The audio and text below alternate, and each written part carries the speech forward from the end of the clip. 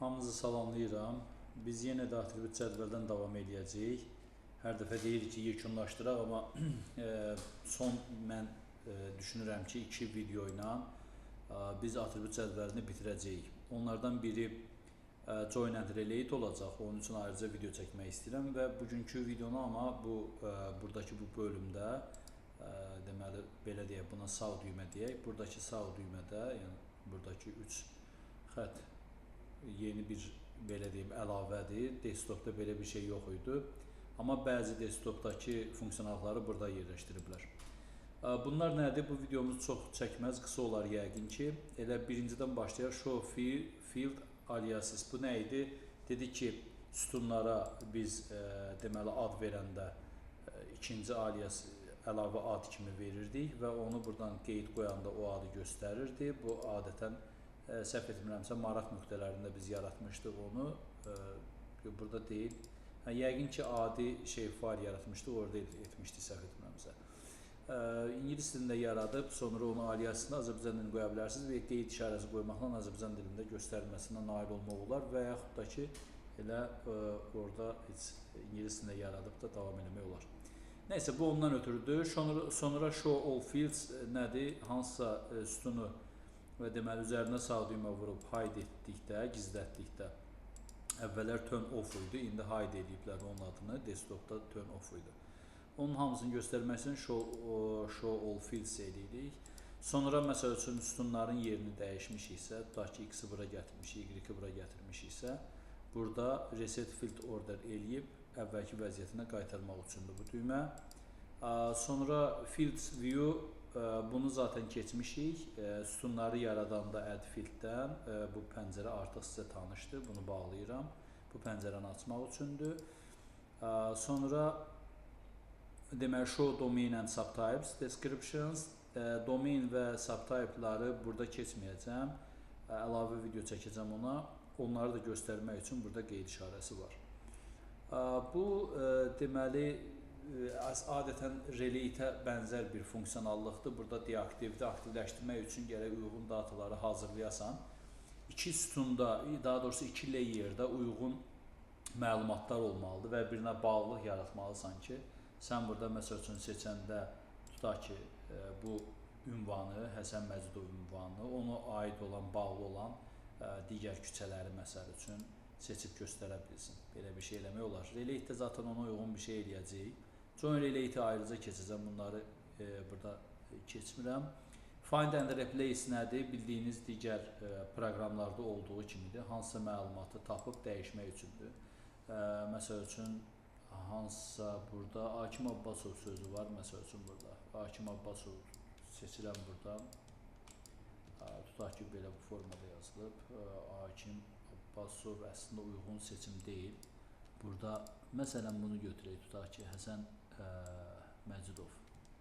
Həsən Məcidov yazılıbdır. Bunu mən dəyişib Hasan Məcidov yazmaq istəyirəm. Bu, digər proqramlarda olduğu kimi Məcidov, ingilisini yazdım. Buradan bu finddir, axtarmaq üçündür. Ehtiyac yoxdur, zaten bilirik ki, bu var. Bu replace eləmək üçündür. Bu isə replace all, bütün sütunda olan Həsən Məcidov sözlərini Hasan Məcidov deyə dəyiş. Belə bir əmr versək, avtomatik olaraq burada dəyişəcək. Discard eləyirəm, yaddaşa vermirəm, no eləyirəm, əvvəlki vəziyyətinə qayıtsın.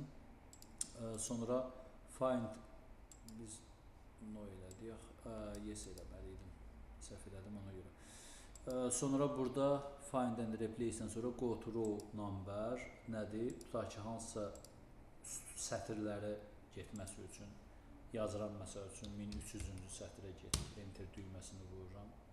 Varsa o sətrə gedəcək, yoxdursa getməyəcək, 50 yazıram.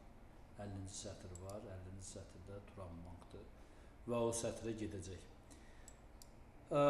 Zaten bunu əllə də axtarıb tapmaq olar, amma bu funksiyonallıqda var. Sonra Open Data Engineering nə idi? Bu yenidir.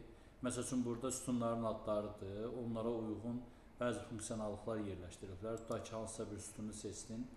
Buradan update simvologiya vurduqda avtomatik olaraq Neyman sütununda olan məlumatlara görə tikililəri müxtəlif rənglərdə rəngləyəcək. Bunu biz simbologiyanı keçəndə qeyd eləyəcəyik deyə buradan sadəcə klikləyirəm, dəyişikliyi görün, amma əlavə olaraq bunu keçəcəm. Bunu kliklədiyimiz zaman hər bir məlumata görə uyğun rənglər, daha doğrusu özünün avtomatik verdiyi rənglər üzə çıxacaq. Ondan sonra gəlir Create Chart'dır. Buradan da yaratmaq olur. Vurursan, həmən bu səhv bilmirəm, bunu biz keçdik, mən bilən keçməliydik şeydə, atribut cədvəldə var idi, əvvəldə keçmişik yəqin ki.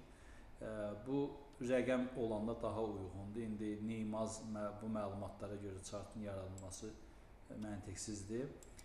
Sonra və atribut cədvəl. O Go to Attribute Table atribut cədvəlinə gedəcək təzədən.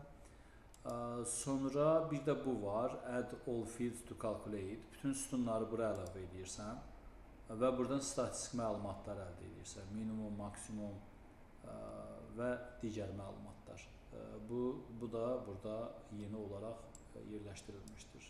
Silmək üçün belə də edə bilərik.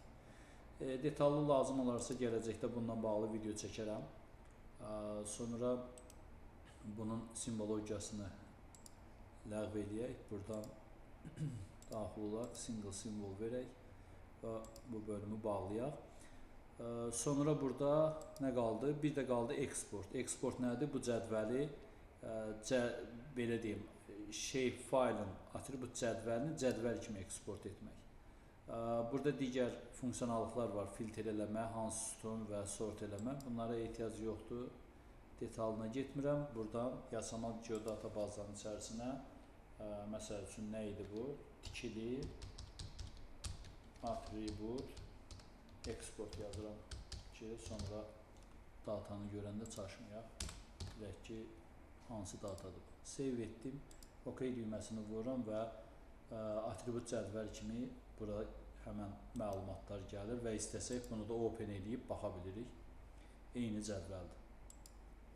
Deməli, burada yalnız bir dənə qaldı, Join and Relate. Bundan da bağlı növbəti videonu çəkəcəm. Bugünlük bu qədər.